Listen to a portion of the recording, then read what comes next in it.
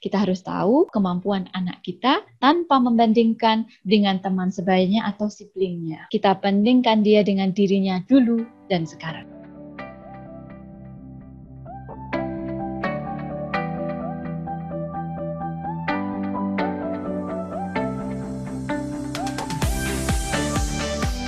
Yang kedua, catatannya, bagaimana cara mengatasi kekhawatiran kita atau keengganan kita untuk membiarkan anak memiliki kebebasan yang bertanggung jawab tadi. Yang pertama, Bunda, pilihlah mana yang kita mau ambil sebagai bahan untuk perang dengan anak. Perang, Mbak. Ya kan pasti ada. Dia pingin A, kita pingin B. Jangan semua yang kita ingini harus anak lakukan. Pilih yang memang it's a big deal for us. Ini di luar yang halal haram ya. Kalau halal haram itu sudah jelas anak sama bunda dan ayahnya harus sudah setuju 100%. Kalau dia sudah balik harus pakai kerudung dan jilbab. Kalau dia sudah balik dia harus sholat 5 waktu. Kalau dia balik, dia harus puasa Ramadan full. Itu nggak ada diskusi. Yang saya maksudkan ini dalam hal teknis. Contohnya misalkan, ada orang tua yang kalau lihat anaknya berteman dengan si A, bundanya itu nggak suka. Kenapa? Karena bundanya ada masalah dengan bundanya si A itu tadi. Apakah perlu kita beradu mulut dengan anak, berperang dengan anak, dengan pilihan anak yang sebelah situ? Nah, kalau ini masalah yang sangat mengganggu bunda, monggo silahkan.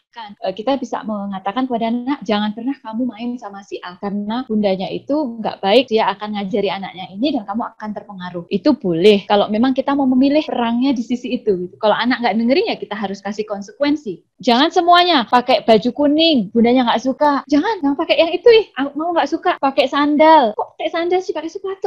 Kita mau ke rumahnya siapa? Semuanya menjadi bahan bagi bundanya untuk perang. Yang kedua, tahu kapan meletakkan aturan yang strict dengan mereka. Contohnya misalkan main game. Nggak boleh lebih dari 2 jam dan gamenya itu game yang bukan distraction game. 2 jam pun itu harus dibagi. Biasakan anak dengan pilihan. Yang terakhir ini, bagaimana menjaga keseimbangan antara memberikan keleluasaan atau kebebasan dan memastikan anak aman dan nyaman. Kita harus tahu kemampuan anak kita tanpa membandingkan dengan teman sebayanya atau siblingnya. Kita bandingkan dia dengan dirinya dulu dan sekarang. Yang kedua, pastikan lingkungan rumah kita membuat dia itu percaya dengan keputusan dia sendiri, nyaman dan aman dari segala cercaan atas pilihannya. Lah Mbak, saya tinggalnya nggak cuma sama suami aja, ada mertua, ada tantenya. Ya harus diajak diskusi mereka tentang hal ini. Harus satu misi, satu visi, dan cara kita mendiskusikan dengan mereka itu juga nggak ngajari. Saat kita makan bareng atau kita ada adult talk, mama, papa, saya ingin bantuan mama, papa untuk didik anak-anak karena Masya Allah, Alhamdulillah,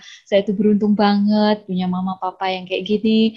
Jadi anak yang akhirnya Masya Allah, Alhamdulillah kayak gini, dipuji, kemudian kita masukkan apa yang kita inginkan. Tadi dapat ilmu dari parenting, kita itu harus seperti ini kepada anak. Mama, papa bisa bantuin aku ya untuk membuat cucumu menjadi anak yang seperti ini. Dengan bahasa yang lembut, kemudian memuji mereka, memberikan validasi bahwa mereka itu kita respect, insya Allah mereka akan terbuka dengan cara mendidik kita yang model baru menurut mereka. Contohnya misalkan kita sendiri, kalau anak kita mulai suruh mandiri makan sendiri, numplok makanannya, jangan dicerca bunda. That's okay, things happen, gitu aja. Ada lap di dapur sayang, warna pink, ambil. Kalau dia belum tahu cara membersihkan, kita tunjukin. Kalau sudah tahu, nggak apa-apa, udah bersihin. Kalau udah kelar bersihin, ambil susu lagi, taruh lagi susunya ke mangkoknya. Jangan dicerca, jangan dikritik. Karena kritikan itu bukan malah memotivasi mereka untuk besok menjadi lebih baik, tapi mendestruksi mereka. I will not do it again. I made a mistake. And mama get upset at me. Mama scolded me. Marah padaku. Bikin kotor. Bikin bau. Bikin ini. Bikin itu. Pastikan lingkungan di rumah kita itu nyaman bagi mereka untuk belajar sesuatu hal yang baru. Lah, bunda kalau yang sudah terlanjur, anaknya udah gede-gede gimana? Hari ini, bunda duduk dengan mereka, beri apa-apa. Misalkan dia anaknya umur 6 tahun, tapi masih dipakein baju, masih disuapin, sepatu masih dipakein. Bilang ke mereka sebelum tidur, maafkan bunda ya, kakak selama ini bunda sudah memperlakukan kakak seperti bayi. Padahal kakak tuh sudah siap untuk melakukan beberapa pekerjaan anak gede. Jadi mulai besok kita tulis list yang bisa kakak lakukan tanpa bantuan mama. Pasti seneng itu anak. Yang kedua, cari kesempatan besoknya mungkin saat sesudah sarapan gitu ya, bikin list yang sudah bisa menjadi tanggung jawab mereka sesuai dengan umurnya. Berikutnya, satu target sekali. Misalkan listnya ada 5. Minggu ini poin yang pertama saja. Anak bisa pakai baju sendiri. Satu target sekali sehingga anak itu tidak merasa tertekan. Banyak banget sih aku harus ini. Jangan. Satu aja dulu. Listnya banyak memang. Tapi untuk minggu ini kakak belajar pakai baju sendiri. Prosesnya dicontohin, kemudian dilakukan bersama, kemudian dipantau, kemudian hari kelima dia sudah bisa melakukan. Target berikutnya 5 hari. Kemudian kasih waktu. Kalau kita bisa memakaikan seragam ke dia dalam waktu 5 menit itu semuanya atas sampai bawah selesai, ya jangan harap dia bisa selesai dalam waktu 5 menit. Kasih waktu 10 menit. Jadi ketika biasanya Bunda yang nyiapin semuanya dan makein semuanya waktunya butuh 15 menit, bangunkan dia 20 menit atau 30 menit sebelum sekolah dimulai. Untuk dia ada waktu ngerawat dirinya sendiri dengan pace, dengan speed yang dia miliki sebagai seorang anak. Ayo cepetan. Enggak, model itu yang ayo cepetan. Berikutnya, boleh kompromi. Anak yang capek, ya Allah suruh nyuci piring lagi, aku tuh capek banget mama, banyak PR. Loh kan tugasmu itu, seminggu sekali, hari ini tuh tugasmu nyuci piring mama. Aku punya banyak PR, bantu. Jangan tetap terus aja. Atau misalkan hari ini dia kelihatan ngantuk, capek banget, ya udah sini mama nyisir rambut, kakak yang pakai baju. Biasanya nyisir rambut sendiri, kancingin baju sendiri. Tapi kita bisa share the load gitu, membagi load kerjaan mereka. Lupakan kesempurnaan. Ini orang yang OCD susah juga, akan jadi sebuah penderitaan kepada Bunda yang OCD, Obsessive Compulsive Disorder.